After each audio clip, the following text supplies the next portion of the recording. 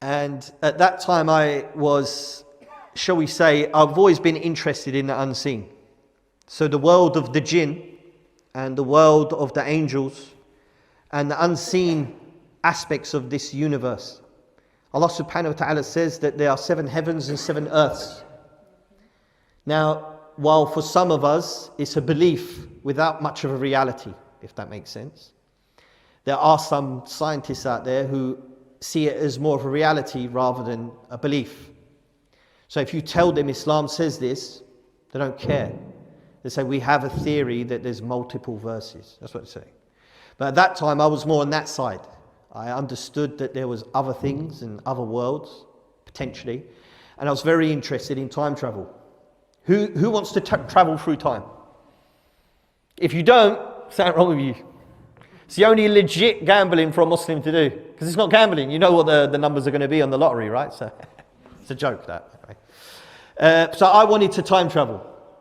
And I really looked into it. Not from like a, I'd sit there with a tinfoil hat on.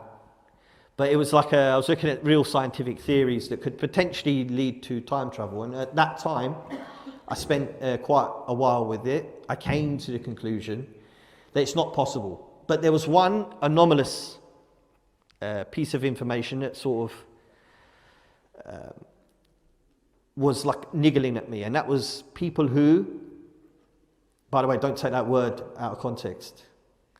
It was people who predict the future.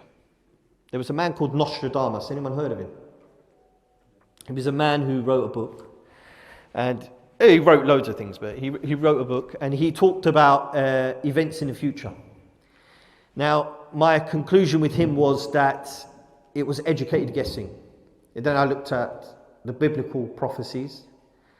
And again, when you go to see what people explain it as, it's allegoric in meaning. So they'd say, well, it could mean this and it could mean that. And everything didn't really have a meaning because whoever you went to gave you a different response, right?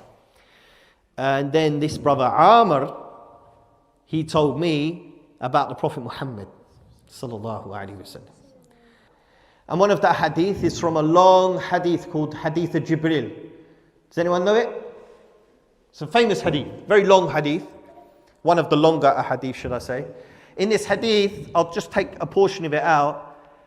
Jibril alayhi salam, he came to Rasulullah and he asked him some questions. And one of them, he said, when is the hour? And Rasul sallallahu alayhi wasallam said, the one who is asking knows no more than the one who's being asked. Meaning that I don't know any more than you do. So, subhanAllah, he said, but there are some signs. So he narrated 2 signs. The first one was when the slave girl gives birth to the mistress. Some of the scholars, they discuss the meaning of this hadith. And then he said, and when the barefooted, naked desert Arabs compete with one another in building tall buildings. At that time, they were building Burj Khalifa. And I was wowed because this hadith is very clear. It mentions the people and it also mentions the competition aspect. So at that time, I think Riyadh had the tallest building and then they came along and built an even taller building. And then there was also plans to build one that was even bigger in Jeddah. So I knew then that the predictions of this man, Rasulullah sallallahu alaihi wasallam, were different. So he gave me a book. It's called A Brief Illustrated Guide to Islam.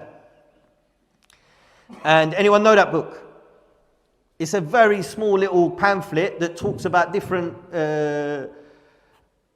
aspects of Islam. And it talked about an ayah in the Quran of how we were created in the womb.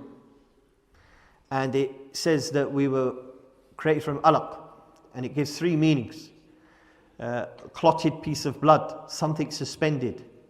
Yeah? And there's 3 meanings. Something suspended, clotted blood, yeah, and clinging, and a leech. Thank you very much, brother. When I read that, I knew that this was from Allah. Because there's no simpler way of explaining the creation in the womb than that. It's amazing. Then it said, and then from that we made it into something chewed like mughda.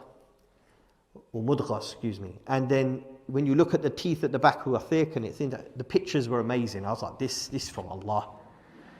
But I didn't know that you had to become Muslim at all. a brother told me, he brought another brother around who was good at da'wah. He weren't a da'i, brother Ahmed, but he was the one who gets the reward, inshallah, because he brought me to Islam. But brother Jawad, another guy who used to do TV work, I don't know if people see him anymore. Lovely, beautiful black brother, mashallah, with a kind of like an afro. Who remembers Fido Dido? He has that Fido Dido here, bro. Mashallah, I haven't seen him in a long time, but he does a lot of TV work. And to cut a long story short, because I'm running out of time, he said one day, I said, can I go to Jannah? He said, no. I said, why not?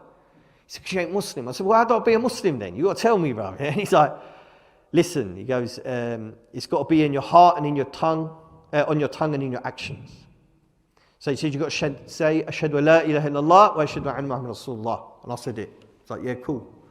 Then they taught me the dua when you start the salah. Subhanakallah wa bihamdik. You know, what about the customer? So I learned that they wrote it down in English for me, and then they left. And I didn't see them for ages. But I started to go to the masjid. I just wanted to go. I went there.